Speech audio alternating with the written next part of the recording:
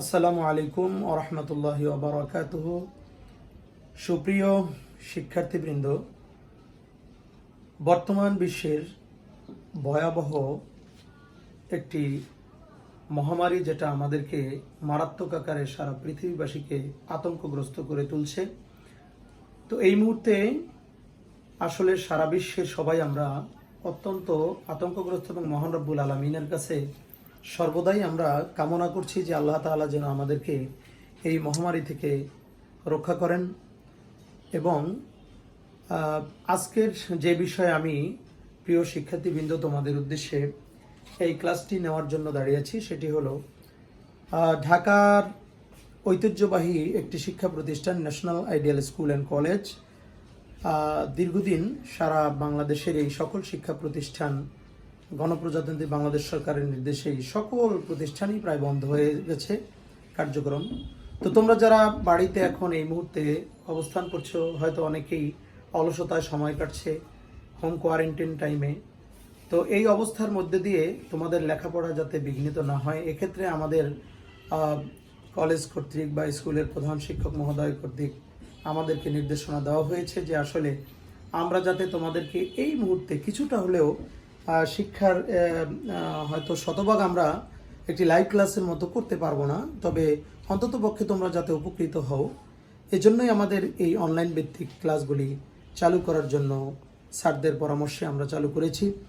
তো সুপ্রিয় শিক্ষার্থীবৃন্দ, অনেক দিন যাবতই তোমরা লাইভ ক্লাস থেকে দূরে আছো। আজকের আমরা সরাসরি যে ক্লাসগুলি করব, বিশেষ করে ক্লাস 10-এর 10ম শ্রেণীর শিক্ষার্থীদের জন্য আমি আজকের ইসলাম ও নৈতিক শিক্ষা বিষয়ে তোমাদেরকে পাঠদান করাতে যাচ্ছি। যে বিষয়টি অত্যন্ত গুরুত্বের সাথে আমি বলতে চাই যে তোমরা বিশেষ করে ক্লাস 10-এ যারা যে সকল শিক্ষার্থীরা রয়েছে, তোমাদের সামনে হয়তো আল্লাহ তাআলা আমাদের এই মহামারী থেকে অবশ্যই পরিত্রাণ দিবেন। আল্লাহর বান্দাদেরকে আল্লাহ হয়তো পরীক্ষা করছেন, ঠিক আছে, তবে এটা আমরা আশা করব যত দ্রুত আমাদের ক্লাস চালু হবে ইনশাল্লাহ। তবে সেক্ষেত্রে 10ম শ্রেণীর শিক্ষার্থীদের জন্য বলবো 2020 সালে তোমরা যারা 10ম শ্রেণীতে আছো, তোমাদের কিন্তু প্রি টেস্ট হয়তো বা খোলার হয়তো কিছুদিনের মধ্যেই শুরু হবে। তো সেক্ষেত্রে আমি বলবো ইসলাম ও নৈতিক শিক্ষা বিষয়ে তোমাদের পাঠ্য বইয়ে যে 5টি অধ্যায় রয়েছে, আমরা ইতিপূর্বেই কিন্তু ক্লাস 9-এ প্রায় সকল অধ্যায়ের সকল বিষয়গুলি সিংহভাগই কিন্তু তোমাদেরকে পাঠদান করানো হয়ে গেছে এবং তোমরা আশা করি প্রত্যেকটা বিষয় সম্পর্কে অবগত হয়ে গেছো ইতিমধ্যেই। এবং স্বভাবত কারণেই বিশেষ করে ন্যাশনাল আইডিয়াল স্কুল অ্যান্ড কলেজের যে সিলেবাস, তাতে আমরা ক্লাস 9-এই সিংহভাগ পড়িয়ে ফেলি, আবার ক্লাস 10-এ গিয়ে আবার আমরা নতুন করে পুরনো পড়াটাকে একটু ঝালাই করার জন্য একটা রিভিশন প্রোগ্রাম করি। এরপর বিশেষ করে তোমাদের 10ম শ্রেণীর ক্লাসের সিস্টেমটাই এমন থাকে যে প্রত্যেকটা পাঠ থেকেই যেন পরীক্ষা উপযোগী এবং পরীক্ষায় আসার মতো যে সকল প্রশ্ন এবং উদ্দীপক থাকে সে বিষয় নিয়েই আজকে আমি অবতারণা করব। তো আজকে তোমাদেরকে আমি অত্যন্ত গুরুত্বপূর্ণ প্রথম অধ্যায়ের বিশেষ করে পাঠ 6, 7, 8, বিশেষ করে 6, 7, 8 এই কারণে বলছি যে 3টা পাঠ থেকেই মিলিয়ে অনেক সময় উদ্দীপক আসে। আর এটা অন্তত দেখা গেছে আমরা শিক্ষা বোর্ডের সাথে ঢাকা শিক্ষা বোর্ড কর্তৃক যে আমাদের ফাইনাল যে পরীক্ষা হয় এসএসসি, এই কয়েক বছর ধরেই প্রত্যেকটা উদ্দীপকের ভিতরেই কিন্তু প্রায় 2 থেকে 3টি বা 4টি চরিত্র আসে। সেক্ষেত্রে তোমরা অনেকে মনে করতে পারো কি যে একটা পাঠ যেমন কুফর, তো কুফর থেকেই মনে হয় একটা উদ্দীপক হতে পারে। আবার তোমরা মনে করতে পারো এভাবে যে শিরক থেকেই একটা উদ্দীপক হতে পারে। আসলে এরকম না।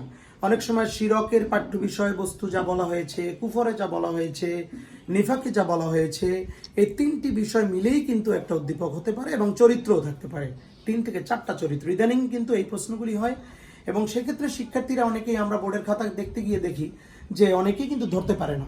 এজন্য আমি তোমাদেরকে আজকে একটু বিশেষভাবে এই বিষয়টি বোঝানোর জন্য যে আমরা 3টি পাঠ একত্রে নিয়ে আসছি, সেটি হলো কুফর, শিরক এবং নিফাক। তো কুফর যে বিষয়টা, এটা তোমরা ক্লাস 9-এ শিখে আসছো যে আসলে কুফর শব্দের অর্থ কি। প্রত্যেকটার আগে জানতে হবে এই কুফর থেকে আমরা কি কি শিখবো, পাঠ্য বই কি কি আছে, কুফর কাকে বলে, কুফরের শাব্দিক অর্থ, পারিভাষিক অর্থ এবং কুফরের পরিণতি কি, এবং বিশেষ করে কুফরের পরিণতি এবং কুফল, এই বিষয়গুলো কিন্তু তোমাদের পাঠ্য বইয়ে দেয়া আছে। এখন প্রথমে যদি আমরা জানি, যেমন যে ধরনের প্রশ্ন সাধারণত আসে যে কুফর কুফর বলতে কি বোঝায়, অনুধাবনমূলক কোশ্চেনগুলোতে সবসময় মনে রাখবা, যেমন কুফর বলতে কি বোঝায়, তারপরে কুফরের পরিণতি কি হতে পারে, বা কিভাবে, কেন, কোথায়, এই টাইপের প্রশ্নগুলো সাধারণত অনুধাবনমূলক হয়। আর জ্ঞানমূলক কোশ্চেন তো তোমরা জানোই, সরাসরি জ্ঞানমূলক কোশ্চেনের উত্তরগুলি কিন্তু একটা বা দুইটা বা একাধিক, এক লাইন দুই লাইনেও কিন্তু অনেক সময় হয়ে যেতে পারে। যেমন অনেক সময় আসে, এবছরের বোর্ডের প্রশ্নে এভাবে এসছে কুফর কি, কি বলতে কুফর কাকে বলে, এটাও কিন্তু অনেক সময় এই টাইপেরও কিন্তু জ্ঞানমূলক কোশ্চেন এসে যায়। তো সেক্ষেত্রে তোমাদের এই বিষয়গুলি আমি স্মরণ করার জন্য এই বিষয়টা তোমাদেরকে খুব সিরিয়াসলি বলতে যাচ্ছি যে আসলে এটা মাথায় রাখবে তোমরা। তারপরে যেমন শিরকের ক্ষেত্রে এমন হতে পারে শিরক কি, এই শিরক কি, এটা জ্ঞানমূলক কোশ্চেন হতে পারে। আবার যখন আসবে শিরক বলতে কি বোঝায়, হ্যাঁ, শিরকের ক্ষতিকারক দিকগুলো কি, তখন সেই বিষয়টা একটু ব্যাখ্যামূলক হবে। জ্ঞান এবং অনুধাবন মিলিয়ে সেই বিষয়টা তোমাদেরকে বোঝাতে হবে বা লিখতে হবে। বিশেষ করে এখন আজকে আমরা শিখব যে 3টি টপিক, যেমন কুফর, শিরক, নিফাক, এই 3টি টপিক মিলাইয়া কি ধরনের উদ্দীপক হতে পারে এবং এই উদ্দীপকের মধ্য থেকে 3টা বিষয় ইনক্লুডেড কিভাবে হয়, এই বিষয়টা আমি তোমাদেরকে আজকে অবতারণা করতে চাচ্ছি বা বোঝাতে চাচ্ছি। যেমন ধরো উদ্দীপক কিভাবে হয়। উদ্দীপকগুলি সাধারণত আমাদের বাস্তব জীবনের, চলমান জীবনের বাস্তবতার আলোকে উদ্দীপক তৈরি করেন। বিশেষ করে মাননীয় শিক্ষক মণ্ডলী যারা আছেন, যারা প্রশ্ন করেন, তোমরা সবসময় একটা জিনিস খেয়াল রাখবে যে মানুষের জীবনের সাথে, সমাজের সাথে যে সকল কাজ ওতপ্রোতভাবে জড়িত, যেমন শিরক মানুষ কিভাবে করে, তারপরে কুফরের সাথে মানুষ কিভাবে লিপ্ত হয়। কুফর বলতে তো আমরা জানি, কুফর শব্দের অর্থ তোমরা নিশ্চয়ই জানো। কুফর শব্দের অর্থ অস্বীকার করা, গোপন করা, ঢেকে রাখা, এই জিনিসগুলোকে বলা হয় কুফর। এখন এখানে আবার শিরক শব্দের অর্থ অংশীবাদ, অংশীদার, হ্যাঁ, আল্লাহর সাথে, এটা হলো শাব্দিক অর্থ।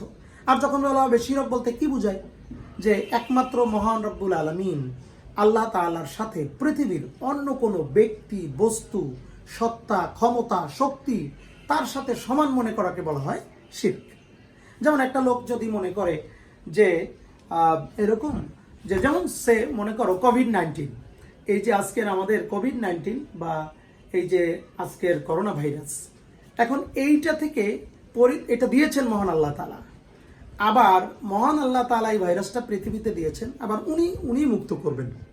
কিন্তু এখানে যদি মানুষের জ্ঞানের পরিসীমার মাধ্যমে মুক্ত করানোর মতন যে প্রসেস, এটা আবার আল্লাহ মানুষকে জ্ঞান দিয়েছেন, তখন এখান থেকে যারা আমাদের বিশেষ করে স্বাস্থ্যবিজ্ঞানী, চিকিৎসা বিজ্ঞানী যারা রয়েছেন, তারা কিন্তু এটা গবেষণা করবেন। গবেষণার ফলে এখান থেকে একটা পরিত্রাণের উপায় তারা বের করবেন এবং সেটা প্রমাণ করবেন যে হ্যাঁ, এভাবে এই ওষুধ বা এই প্রতিষেধকের মাধ্যমে কোভিড-19কে প্রতিরোধ করা যায়। হ্যাঁ, এটা কিন্তু আল্লাহ তাআলার প্রদত্ত জ্ঞানের মাধ্যমে মানুষ তৈরি করবেন। কিন্তু এখানে যদি হুট করে কিছু মানুষ আছে আমাদের সমাজে, তারা কিন্তু অনেক সময় মন গড়া, নিজের ইচ্ছায় হঠাৎ করে নিজের স্বার্থকে চরিতার্থ করার জন্য অনেক সময় দেখা যাবে যে বলে ফেলবে যে হ্যাঁ, এই কাজটা করলে তোমার কোভিড-19 শেষ হয়ে যাবে, বা এইটা করলেই কোভিড-19 শেষ। এটা কিন্তু এখন তো মন গড়া, কোনো প্রমাণিত নয়। এখন যদি কোনো মানুষ এটাকে বিলিভ করে যে হ্যাঁ, এটার কারণেই আমার কোভিড-19, আরে আমার এরকম করোনায় আক্রান্ত হয়েছিল, কিন্তু অমুকে এই একটা গাছের বা একটা পাথরের গলায় ঝুলাতে বলেছে, এটা আমি ঝুলাইছি, আমাকে মুক্ত হয়ে গেছে। কিন্তু আল্লাহর উপরে বিলিভটা ওনার চলে গেল না, কিন্তু মুক্ত করে দিয়েছেন আল্লাহ তাআলা। হয়তো কোনো বস্তু উসিলা হতে পারে, কিন্তু এরকম কিন্তু অনেকে শিরক করে ফেলে। এটা হলো শিরক। বাস্তব জীবনে মানুষ কিন্তু এভাবে শিরক করে। যেমন দেখা গেল কি যে একজন পিতা, সে আজকের এই যে বর্তমান পরিস্থিতিতে আমাদের অনেকেই অভাবগ্রস্ত, কিন্তু অর্থনৈতিক একটা বিশাল সমস্যার মধ্যে আমরা পড়ে যাচ্ছি এখন। সেক্ষেত্রে অনেক যারা অসহায় মানুষগুলি রাস্তার পাশে দিনাতিপাত করছে, তাদের কোনো ইনকাম নাই, ইনকামের কোনো ব্যবস্থাপনা নাই, তারা খুবই ক্ষতিগ্রস্ত হচ্ছে। ইন দি মিন টাইম দেখা গেল কি যে সে কোনো একটা জায়গা থেকে সে কোনো ত্রাণের কোনো সামগ্রী সে পেল।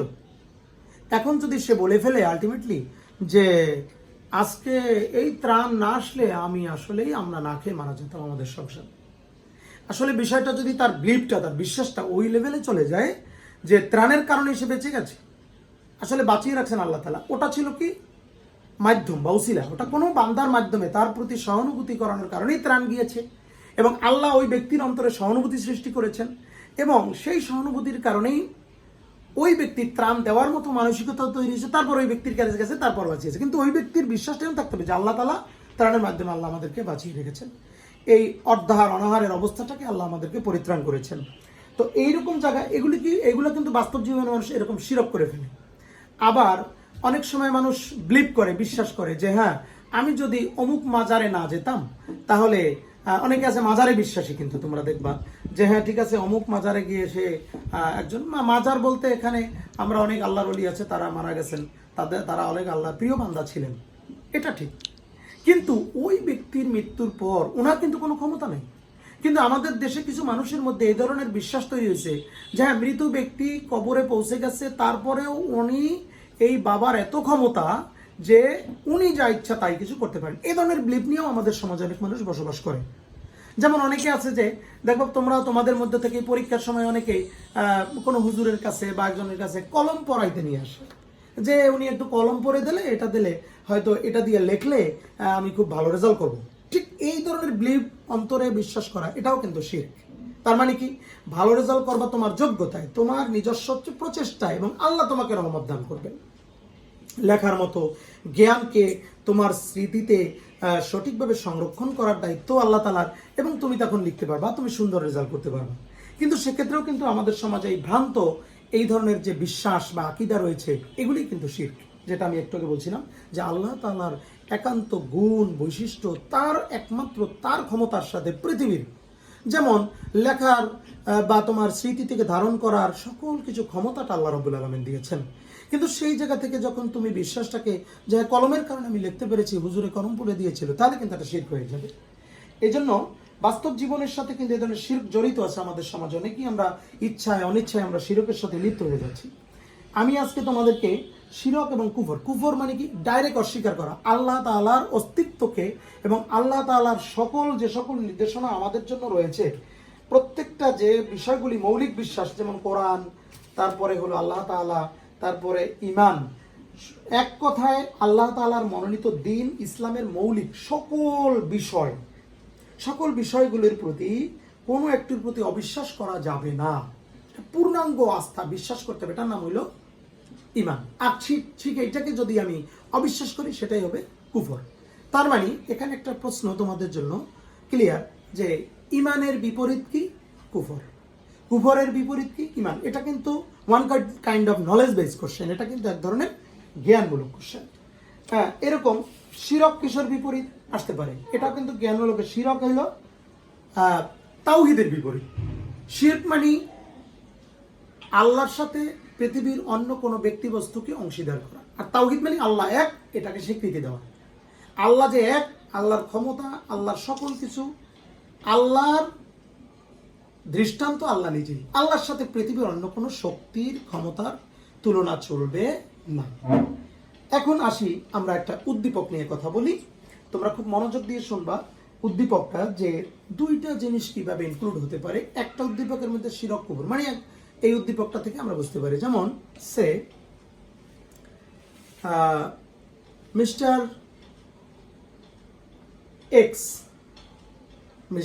এক্স তার সন্তানের জন্য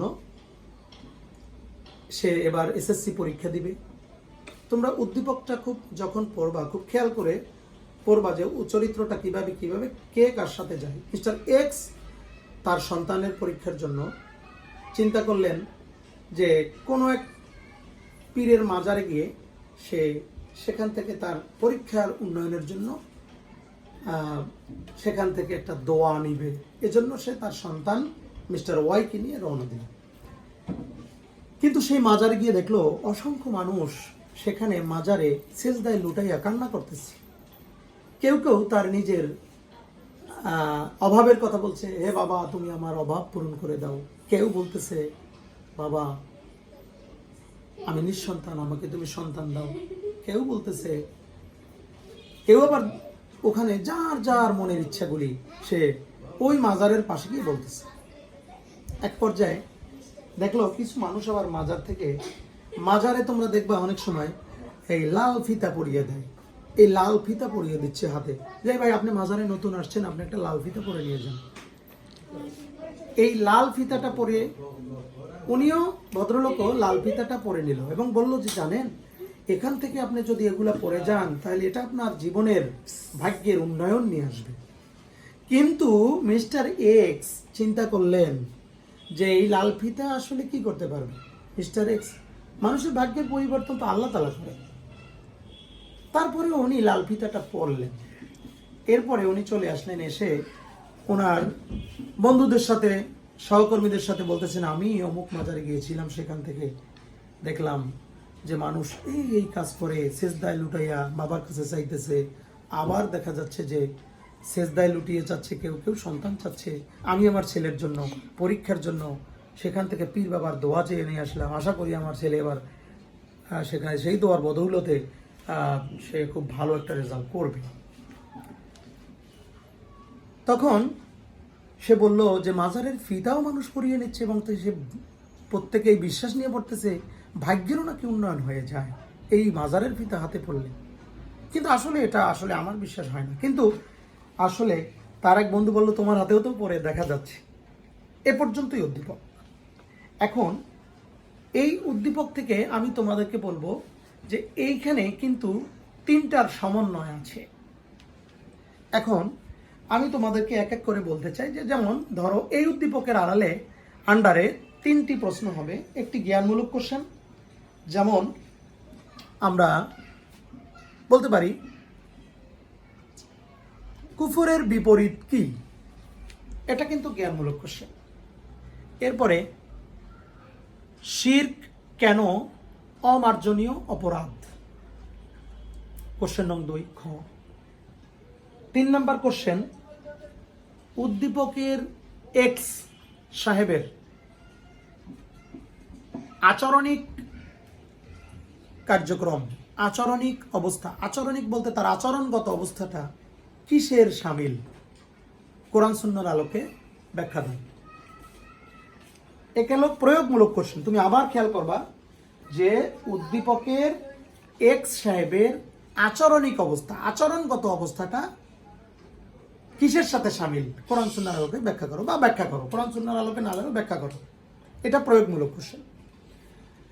চতুর্থ কোশ্চেনটি হলো যে উদ্দীপকে সংশ্লিষ্ট মাজারকে ঘিরে এবং এক্স সাহেবের কার্যক্রম কোরআন সুন্নাহর আলোকে বিশ্লেষণ করো। আমি আবারও বলছি, উদ্দীপকের মাজারকে ঘিরে মানুষের কার্যক্রম এবং এক্স সাহেবের কার্যক্রম কোরআন সুন্নাহর আলোকে বিশ্লেষণ করো। এখন যদি আমি বলি তোমাদেরকে এক এক করে, যেমন আমি এখন উত্তরের পালায় চলে গেলাম তোমাদের জন্য। যেমন প্রথম কোশ্চেনটা আমি কি করছিলাম, তোমাদেরকে একটু আগে যখন আমি শিরক কুফুরের প্রাথমিক ধারণা দিচ্ছিলাম যে শিরক কুফুর কি, কাকে বলে, তখন কয়েকটা জ্ঞানমূলক কোশ্চেন কিন্তু আমি আলোচনা করেছি, তোমরা শুনেছ। তার মধ্যে একটা কোশ্চেন কিন্তু করেছিলাম যে এটা জ্ঞানমূলক কোশ্চেন, যেমন কুফুরের বিপরীত কি, উত্তর হবে কুফুরের বিপরীত হলো ঈমান। এমনি ভাবে আসতে পারে, আমি এটা না হয় এখানে কোশ্চেন জ্ঞানমূলক, আরো কোশ্চেন আসতে পারে যে শিরকের বিপরীত কি, শিরকের বিপরীত হলো তাওহীদ।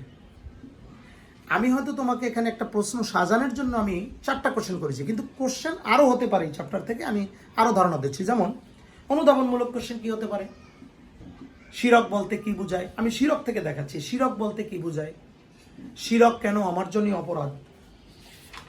তারপরে হ্যাঁ এভাবে আসতে পারে, বা আমরা শিরক থেকে বেঁচে থাকতে পারি কিভাবে, এই ধরনের কোশ্চেনও কিন্তু হতে পারে। এবার আসো কুফর থেকে, কুফুরের চ্যাপ্টার থেকে যদি ধরি তাহলে এভাবে হতে পারে যে কুফর বলতে কি বোঝায়। তারপরে আরেকটা ভাবে আসতে পারে কুফর ও ঈমানের মধ্যে পার্থক্য কি, মানে ঈমান কি আর কুফর কি। আবার এমনও আসতে পারে যে কুফর, যেমন কুফর শব্দটা কাফ ফা র, কুফরুন শব্দ থেকে আসছে। এই কুফরুন শব্দের অনেকগুলি শব্দার্থ আছে। যেমন তোমার পাঠ্য বইয়ে অনেকগুলি শব্দার্থের মধ্যে তোমরা দেখেছো সেখানে আছে একটা ঢেকে রাখা।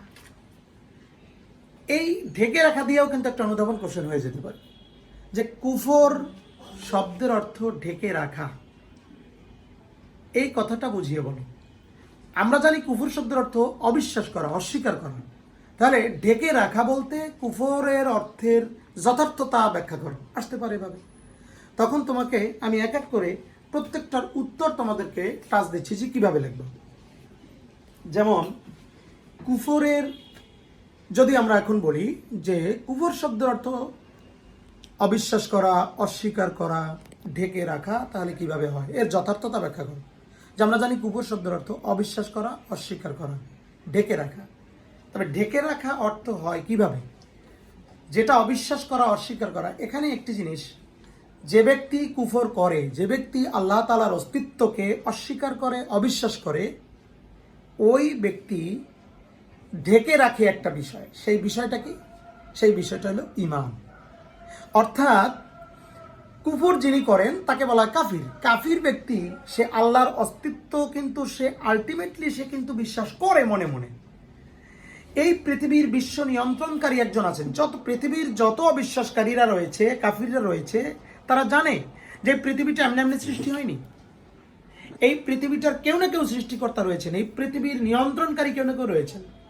কিন্তু এই বিশ্বাসটাকে সে কিন্তু লালন করে, ধারণ করে, কিন্তু শুধু স্বীকৃতি দেয় না। সে অন্তরের মধ্যে লালন করে, ধারণ করে, কিন্তু কি করে না? স্বীকার করে না। মানে তাকে যদি, এই জন্য বলা হয় সে তার ঈমানটাকে ঢেকে রাখে। এই জন্য আমরা এই কথাটা এভাবে লিখব যে কাফির ব্যক্তি সে অস্বীকার করে আল্লাহর অস্তিত্বকে বা আল্লাহ তাআলার যাবতীয় যে আমাদের প্রতি নির্দেশনাগুলি, কিন্তু সে করে না, অস্বীকার করে। অর্থাৎ তার বিশ্বাসটাকে সে ঢেকে রাখে, বিদায় কুফর শব্দের অর্থ ঢেকে রাখা, এই অর্থে যথার্থ। এটা হতে পারে এভাবে। এরপরে আমি একটু আগে একটা বলছিলাম যে শিরক কেন আমার জন্য অপরাধ। তো শিরক কেন আমার জন্য অপরাধ? কারণ শিরক, তখন তোমরা এই প্রশ্নের উত্তরটা এভাবে লিখবা যে শিরক কেন আমার জন্য অপরাধ। সবাই খেয়াল রাখতে হবে, আমরা কিন্তু এখন জ্ঞানমূলক এবং অনুধাবনমূলক প্রশ্নগুলো কিভাবে লিখতে হয়, এই অনুধাবনের একটা উত্তর আমরা দিয়েছি, আর একটা এখন দিচ্ছি। সেটি হলো শিরক কেন আমার জন্য অপরাধ। অনেক শিক্ষার্থীরা লিখে ফেলে যে শিরকের গুনাহ আল্লাহ মাফ করবে না, তাই আমার জন্য অপরাধ। এই কথাটা কিন্তু একেবারেই তুমি এখানে কিন্তু তোমার জ্ঞানটা প্রকাশ পায়নি। মানে অনুধাবনমূলক কোশ্চেনে দুইটা মার্কস থাকে তোমরা জানো, এক হলো জ্ঞানে আর একটা হলো অনুধাবন। শিরক কেন আমার জন্য অপরাধ, সেক্ষেত্রে তোমার একটা জ্ঞান প্রকাশ পাইছে যে আল্লাহ মাফ করবে না, তাই আমার জন্য। এটা একদম সিম্পল একটা জ্ঞান। কিন্তু শিরক কেন আমার জন্য, আল্লাহ মার্জনা করবেন না কেন, কি কারণ? কারণ হলো যত গুনাহ রয়েছে, অনেক শিক্ষার্থীরা লিখে ফেলে নিশ্চয়ই আল্লাহ কোরআনে বলেছেন, নিশ্চয়ই আল্লাহ শিরক তার সাথে শিরকের গুনাহ মাফ করেন না। সূরা নিসার একটি আয়াত আসছে এরকম শিরক সম্পর্কে, যে সূরা নিসার 48 নম্বর আয়াত, ইন্নাল্লাহা লা ইয়াগফিরু আন ইউশরাকা বিহি ওয়া ইয়াগফিরু মা দুনা যালিক লিমান ইয়াশা। এই আয়াতের অর্থ হলো নিশ্চয়ই আল্লাহ তার সাথে শিরক করার অপরাধ ক্ষমা করেন না, এছাড়া যে কোনো গুনাহ মাফ করে দেন। অনেক শিক্ষার্থী আছে লিখে ফেলে এই আয়াতটা লিখে যে এই কারণে আল্লাহ মাফ করবেন না। আসলে বিষয়টা এরকম না। কারণটা কি, কি কারণে আল্লাহ মাফ করবেন না, সে কারণটা তোমাকে বের করাটাই হলো তোমার জ্ঞান। যেমন আল্লাহ শিরকের গুনাহ মাফ করবেন না একটা কারণে, কারণ এই পৃথিবীতে এখন তোমার এটা লিখতে হবে যে এই পৃথিবীতে আল্লাহ তাআলা যত কিছু সৃষ্টি করেছেন, সৃষ্টির মধ্যে একমাত্র মানুষকে সৃষ্টি করেছেন আশরাফুল মাখলুকাত, বা সৃষ্টির মধ্যে সেরা জীব হিসেবে। তো সৃষ্টির সেরা জীব আমরা মানুষ। আমরা যদি এই সৃষ্টিকর্তাকে বাদ দিয়ে অন্য কোনো বস্তু, ব্যক্তি তার সাথে তুলনা করি, আল্লাহর কাছে এটা মোটেই পছন্দ না। আল্লাহ এটাকে শুধু পছন্দ না, এটা রাগ করেন, গোস্বা করেন। কেন গোস্বা করেন? কারণ এই সৃষ্টির মধ্যে 18,000 মাখলুকাতের মধ্যে তোমাকে আমি মানুষ সৃষ্টির সেরা বানালাম, আর তুমি মানুষ যদি আগুনের কাছে, তুমি যদি সাপের কাছে, তুমি যদি সমুদ্রের কাছে গিয়ে নিজেকে সেখানে নিজেকে লুটায় পড়ো, যেমন তোমার কাছে অগ্নি পূজা, সমুদ্র পূজা, সর্প পূজা, মানে পূজা বলতে আমি নট অনলি পূজাকে বুঝাই নেই, অর্থাৎ বোঝানো হয়েছে যে মানুষ যদি অন্য কোনো বস্তুকে এই সৃষ্টিকর্তার সাথে তুলনা করে, তখন আল্লাহর মধ্যে একটা রাগ তৈরি হয় যে এটা কেন, তুমি শ্রেষ্ঠ সৃষ্টি, তুমি অন্য কোনো সৃষ্টির কাছে তো মাথা নত করতে পারবে না। এ কারণেই মানুষের এই গুণাটা আল্লাহ কখনো মাফ করবেন না। কারণ মানুষ একমাত্র সৃষ্টিকর্তার বাইরে আর কারো কাছে তার অধীনস্থ হওয়ার কোনো সুযোগ নেই।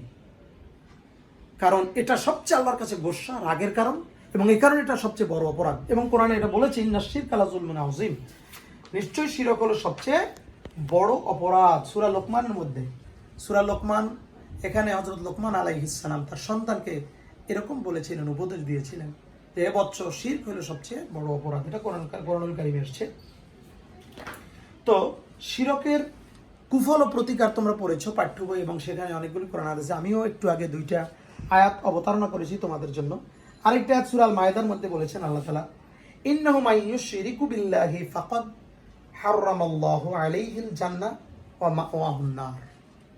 এখানে আল্লাহ তাআলা বলেন, যে ব্যক্তি আল্লাহর সাথে শিরক করবে, আল্লাহ তার জন্য জান্নাতকে হারাম করে দিবেন এবং তার আবাসস্থান হবে জাহান্নাম।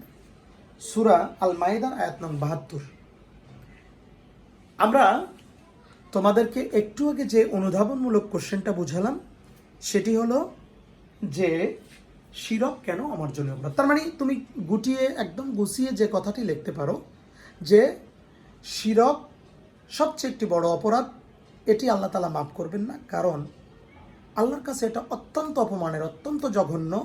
যেহেতু সৃষ্টির সেরা মানুষ, সেই মানুষ আল্লাহকে বাদ দিয়ে অন্য কোনো বস্তুর সাথে যখন তুলনা করে, সেটা আল্লাহ কখনোই মেনে নেবেন না। এবং এটা আল্লাহর কাছে অনেক গোস্বার কারণ, রাগের কারণ। কারণ সৃষ্টির মধ্যে সেরা যদি হয় তাহলে মানুষ, পৃথিবীর অন্য বস্তু মানুষের তুলনা করতে পারে, বাট মানুষ কখনো অন্য কোনো ব্যক্তি বস্তুর কাছে তুলনা করতে পারে না, আল্লাহর সাথে কোনো শক্তি সত্তাকে মিলাতে পারবে না। এ কারণে আল্লাহ মাফ করবেন না। এবারে আসি আমাদের জাস্ট প্রয়োগমূলক কোশ্চেনটা। আমরা প্রশ্ন করেছিলাম এই আলোকে যে উদ্দীপকের জনাব এক্স সাহেবের যে আচরণিক কার্যক্রমটা কিসের সাথে শামিল, একটু তোমরা খেয়াল করবে। এক্ষেত্রে তোমরা অনেকেই উত্তর করবে যে হতে পারে শিরক, হতে পারে কুফর, না হতে পারে নিফাক। মানে যেহেতু এক্স সাহেব কি করছে দেখো তুমি, তার সন্তানকে নিয়ে গেছে কোথায়, মাজারে। মাজারে গিয়ে কি বিশ্বাস নিয়ে গেছে যে মাজারে গেলে পীর সাহেবের, ওই পীর বাবা যিনি মাজারে আছেন, তিনি তার সন্তানের কল্যাণের জন্য ওখান থেকে একটা দোয়া দিবে, আর সেই দোয়ার বদৌলতে তার সন্তান GPA 5 পাবে বা ভালো রেজাল্ট করবে, এই বিশ্বাস নিয়ে এসে গিয়েছে। অথচ ভালো রেজাল্ট করানোর মালিক হলেন কে? আল্লাহ তাআলা। আল্লাহ তাআলা ক্ষমতা দিবেন, আর ওই শিক্ষার্থী সে ভালো করে শিখবে, তার ব্রেইন, মেধা, তার স্মৃতিশক্তি সকল কিছু ঠিক থাকবে, তারপরে সে কি করবে, সুন্দরভাবে খাতায় লিখতে পারবে। কিন্তু এক্স সাহেবের চিন্তা কি, যে আমার সন্তানের জন্য আমি আলটিমেটলি অটো একটা সিস্টেমে চলে গেলাম, যে ওখানে গেলাম, ওখানে পীর বাবার কাছে বললাম, তাই পীর বাবা একটা ফায়েজ বা একটা শক্তি দিয়ে দেবে, বা ওখান থেকে হয়ে যাবে। এই বিশ্বাসটা কিন্তু শিরক টাইপ, ডাইরেক্ট শিরক। কিন্তু তোমরা দেখো অনেকেই কিন্তু লিখে ফেলবা কিন্তু লোকটির আচরণ শিরক। কিন্তু খুব খেয়াল করে দেখো, উনি আরো একটা কাজ করে ফেলছে। সেটা হলো উনি মনে মনে কিন্তু আল্লাহর উপরে ভালো মন্দের মালিককে, তকদিরের মালিক আল্লাহ তাআলা, কিন্তু উনি কিন্তু আরেকটা কাজ করছে। ওই যে মাজারে লাল ফিতা বিক্রি করতো, খেয়াল করছো কিনা তোমরা, এই লাল ফিতাটা সে হাতে পড়েছে কল্যাণের জন্য। তার মনে কিন্তু এক ধরনের বিশ্বাস আছে আল্লাহর উপরে, কিন্তু আবার তারপরেও কিন্তু ওইটার উপরে সাময়িক বিশ্বাস করে ফেলেছে, মানে এক ধরনের শিরক করে ফেলছে। মানে টোটাল তার আচরণটা, আমি কিন্তু প্রশ্ন করছি তার কাজটা কি হয়েছে সেটা না।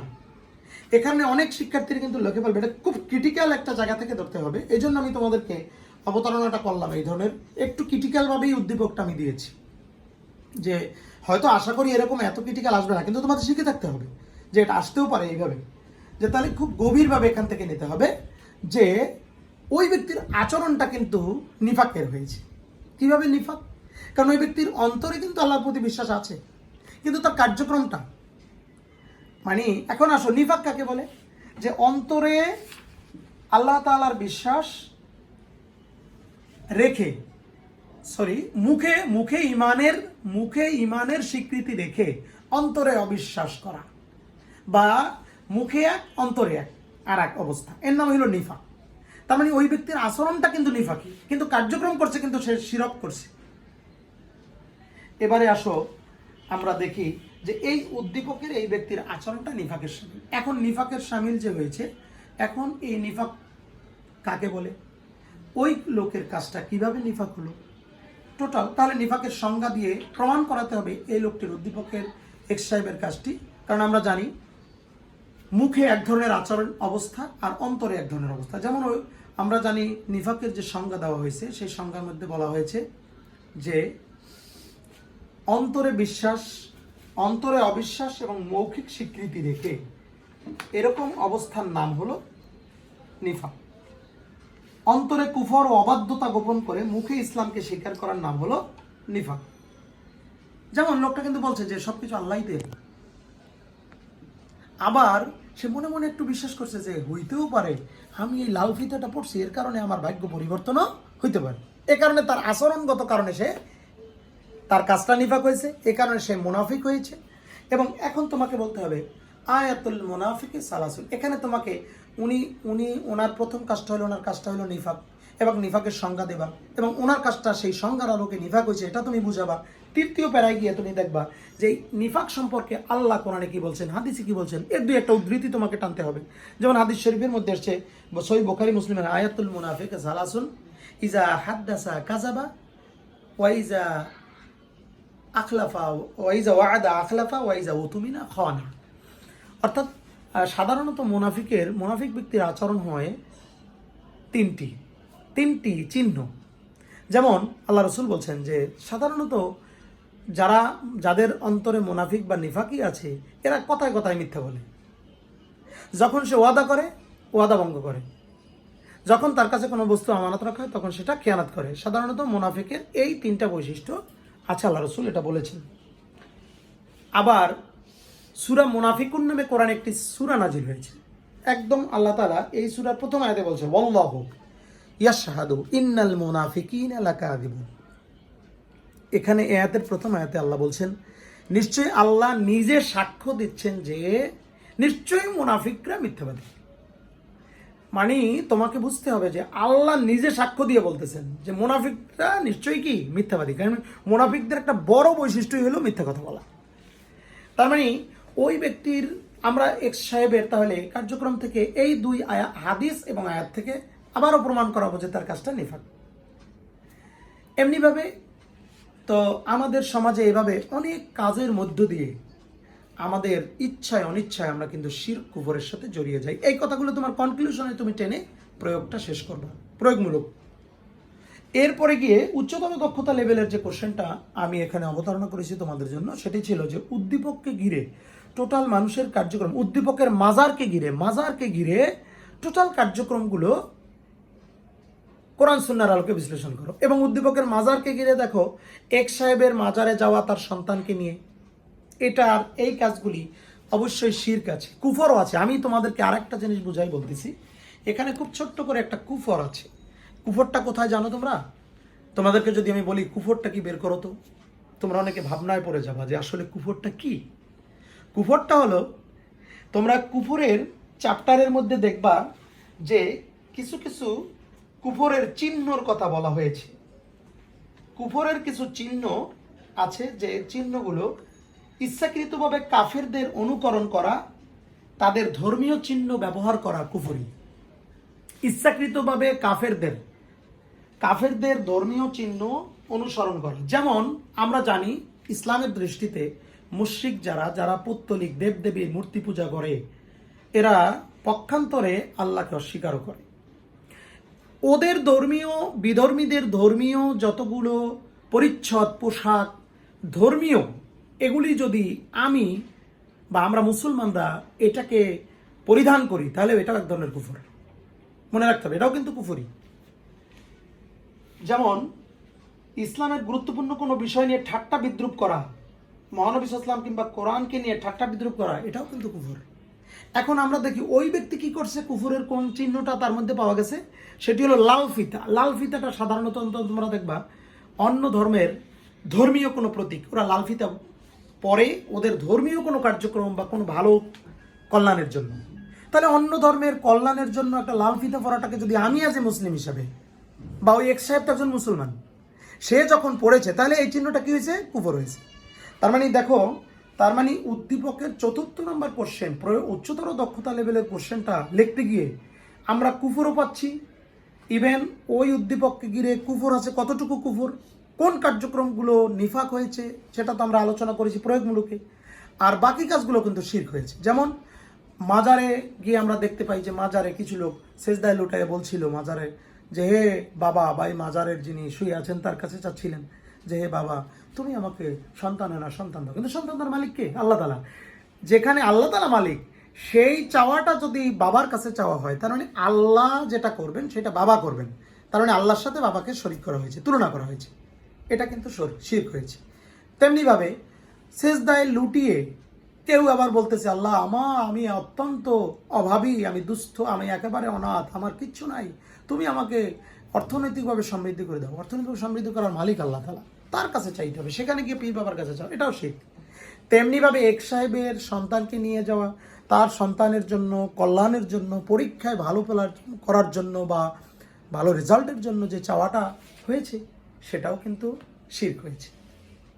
উদ্দীপকে আমরা দেখতে পাই যে উদ্দীপকের এই কাজগুলি শিরক।